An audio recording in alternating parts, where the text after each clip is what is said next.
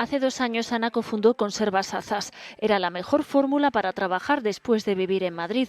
El producto se aprecia hasta en Japón, pero conciliar no es tan fácil.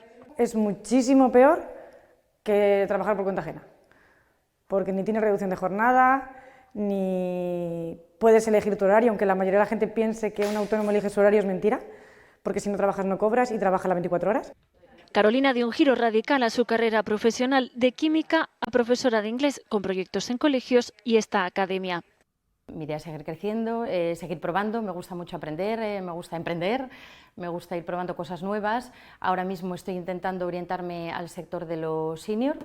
Las mujeres como esta son mayoría entre los autónomos de Asturias. Estos mismos datos los constata la Sociedad de Garantía Recíproca Asturgar. Han facilitado avales para créditos a más empresarias autónomas que hombres en la misma situación.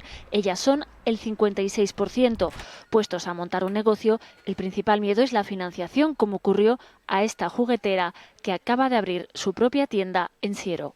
A eso hay que pensarlo mucho. La inversión es grande. Pero también tienes que mirar tus circunstancias en ese momento, cuando vas a abrir, si es una buena época para ti, si no, si te merece la pena, si no, si crees que te va a ir bien, si no. Asturgar constata el aumento del emprendimiento femenino ha crecido 11 puntos hasta el 37% en los 2 últimos años.